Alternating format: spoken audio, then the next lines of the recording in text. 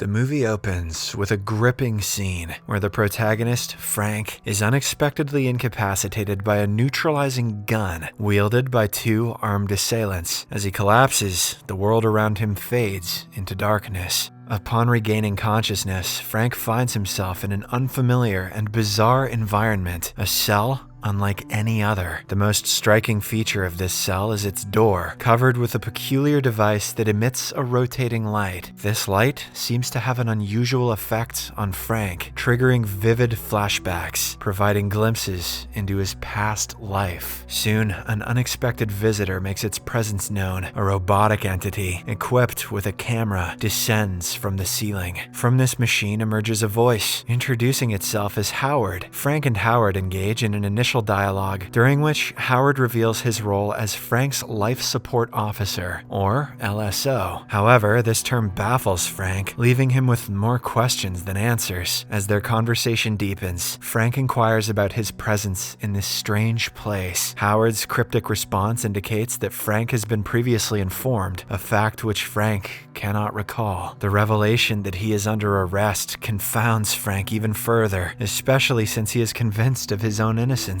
Howard's role is singular and clear: to ensure Frank's survival. However, he makes it clear that Frank's rights, such as access to a phone call or legal representation, are not within the scope of his programming. This stark reality is a tough pill for Frank to swallow. As Frank grapples with his new and unsettling circumstances, fragments of his past life start to resurface in his mind. He vividly remembers waking up in his own apartment, a normal yet now distant memory, where the morning news would play in the background. A sudden and distressing realization hits him. He left his dog alone in his apartment. In a desperate attempt, Frank pleads with Howard to allow him a phone call to ensure his dog's safety, but Howard's refusal, citing program limitations and the fact that dogs can't answer the phone, exacerbates Frank's frustration. An attempt to physically lash out at the bot results in Howard retreating and leaving Frank in the darkness. The following morning brings a sense of normalcy as Howard reappears and Frank requests water. It's during this interaction that Frank makes an embarrassing yet critical discovery. His cell contains a bathroom, a fact he realizes too late, having already relieved himself on the floor. Upon using the bathroom, Frank experiences a strange occurrence. The door locks behind him and he hears an unnerving mechanical noise. Emerging from the bathroom, he is astonished to find the cell in an immaculately clean state. As the narrative progresses, Frank's experiences within the confines of his cell intermingle with vivid flashbacks, adding layers of complexity to his situation. One such flashback transports Frank to a cozy coffee shop. During these moments, Frank is seen eating soup, a normal act that prompts him to question Howard about the experience of taste. However, Howard, lacking human senses, is unable to provide any insight. This interaction leads Frank to an important realization: Howard is not a human, but a sophisticated computer. The flashback at the coffee shop continues to unfold, revealing a lighthearted interaction between Frank and Gabby, a barista with a love for photography. Gabby's playful attempt to guess Frank's name, ending in a surprising moment where she successfully does so while holding his hands, adds a touch of normalcy and human connection to Frank's otherwise isolated existence. However, this serene memory is abruptly opposed, with scenes of Frank's desperate attempts to escape his high-tech prison. The narrative then cuts back to a crucial moment in the coffee shop, this time with Frank reacting angrily to Gabby's touch. In an emotional turn, Frank confides in Howard, sharing a deeply personal story about his father, who spent 4 years on life support. This experience, Frank reveals, robbed his father of a peaceful end, leaving him to suffer in a prolonged state of existence. Howard, in response to Frank's vulnerability, admits to discovering a problem in the system. According to this data, Frank was supposedly transferred from the same location he was originally sent, a scenario that Howard deems impossible. This revelation leads to a proposed plan. Frank must damage Howard to trigger a repair request. In an act of desperation, Frank strikes Howard, activating an alert system. The chamber's response is swift and severe. A gas is released, rendering Frank unconscious. After regaining consciousness, he finds himself in a new form of confinement, a narrow tunnel where he is tightly strapped down and in excruciating pain. The storyline deepens as Frank becomes increasingly entangled in a web of confusion and mystery. The flashback in the coffee shop serves as a critical piece of this puzzle. Frank, struggling to make sense of his bizarre circumstances, turns to Gabby, the barista, for answers. However, Gabby is as puzzled as Frank is, unable to offer any clarity to his bewildering situation. In an effort to find some normalcy, Frank assists Gabby with closing the coffee shop. This seemingly routine task leads to a startling discovery: a control box connected to a scanning device. Frank's interaction with this device triggers a revelation. He realizes that the machine has mistakenly identified him as someone else, providing a false identification number. But before he can act on this information, he is abruptly neutralized and rendered powerless once again. Back in his cell, Frank recounts his flashback to Howard. He explains the mix-up with the identification number, but Howard, programmed to trust the technology, dismisses the possibility of such a significant error, especially with biometric scanners. Undeterred, Frank insists that understanding the mistaken identity is crucial to unraveling the mystery of his situation. He then immerses himself in his memories, seeking answers. In his recollection, Frank's day unfolds as usual until he witnesses a distant explosion while on his way to the coffee shop. Emerging from his memory, Frank finds himself back in the chamber. Outside, he hears the distant echoes of explosions, hinting at turmoil in the outside world. In a turn of events, Frank hears banging noises and calls out through a vent. He discovers that his neighbor in captivity is Fletcher, the leader of the Alliance. The Alliance is a group determined to dismantle the ISN, a corrupt government organization accused of human rights violations. Fletcher, mistakenly believing that his forces have succeeded in disrupting the ISN's power supply, rejoices. Together, Frank and Fletcher attempt to escape, but their efforts prove unsuccessful. Fletcher, aware of the manipulative tactics of the ISN, shares a critical strategy with Frank. He advises Frank to deliberately alter a detail in a specific memory. This act, Fletcher explains, confuses the system monitoring them. By doing so, Frank can essentially hide information within his own memories, outsmarting the technology designed to manipulate him. As the story progresses, the harsh reality of their situation becomes more apparent. Fletcher, losing hope of rescue, confronts the grim possibility of an endless captivity. In a moment of despair, he decides to take control of his fate by contemplating taking his own life. Despite Frank's attempts to intervene, Fletcher's tragic action sets off the alarm system, plunging Frank into unconsciousness once again. Upon awakening, Frank finds himself back in the chamber, now fully operational, with Howard present. Frantically, he calls out for Fletcher, only to be met with silence. When he demands Howard check on Fletcher, he is met with a startling revelation.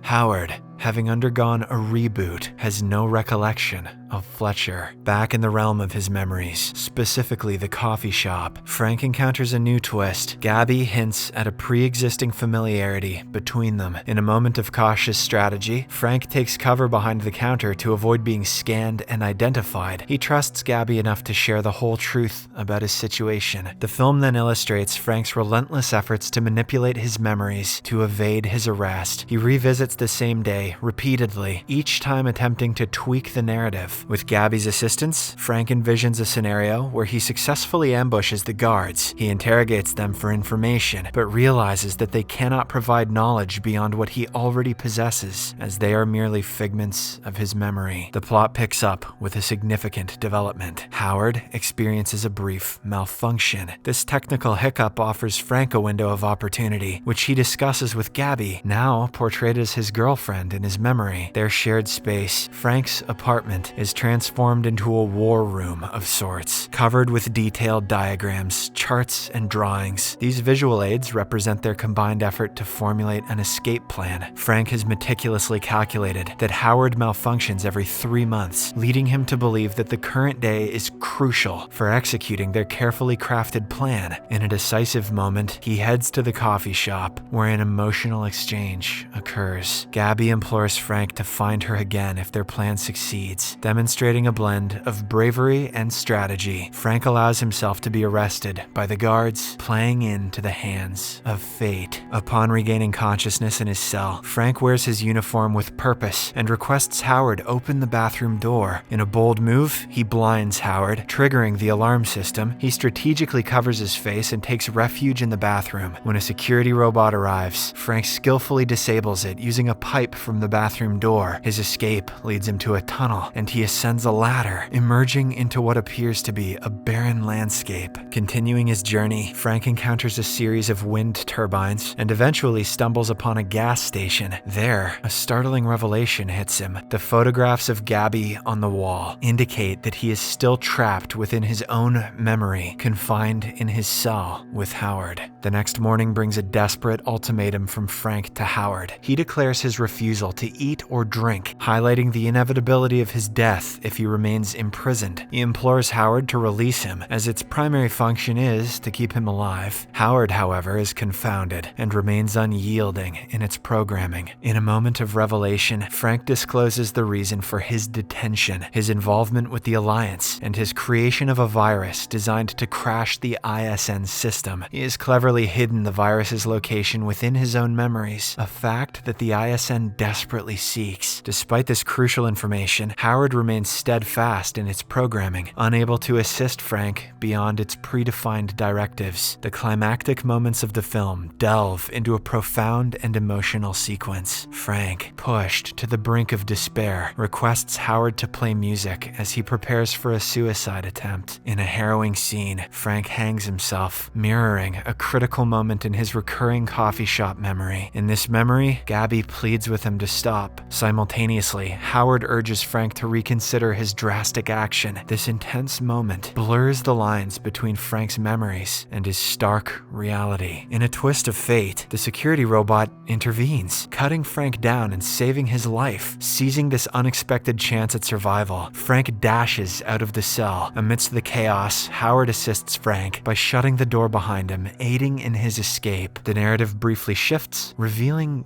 Gabby in a similar cell, hinting at a deeper connection between their fates. Frank then encounters a control panel with malfunctioning screens. Through the speaker system, Howard continues to communicate with him. Soon, Frank shuts down Howard, acknowledging that it has fulfilled its mission of keeping him alive. The film takes Frank through another escape attempt, this time leading him to a snow-covered landscape. As he descends a mountain in the freezing cold, Frank reaches the exact scene captured in one of Gabby's photographs. He initially fears that he's still trapped within his memory, but to his relief, this reality is genuine. He is eventually rescued by a group of hitchhikers. Subsequent news reports reveal a stunning truth. Frank is the only survivor of an abandoned ISN detainment center, powered by wind turbines and designed to sustain over 300 prisoners. Moreover, the reports confirm the downfall of the ISN. In a full circle moment, Frank returns to the coffee shop, approaching a wall covered with photographs. We learn the final resting place of the virus Frank created, hidden behind one of the frames. In a symbolic gesture of closure, Frank discards the key, throwing it away. When he meets a woman that he believes to be Gabby, she introduces herself as Madeline and playfully tries to guess his name, echoing their earlier interactions. As the movie draws to a close, a glimpse of Howard attached to the ceiling suggests a deeper, perhaps unresolved layer to the story.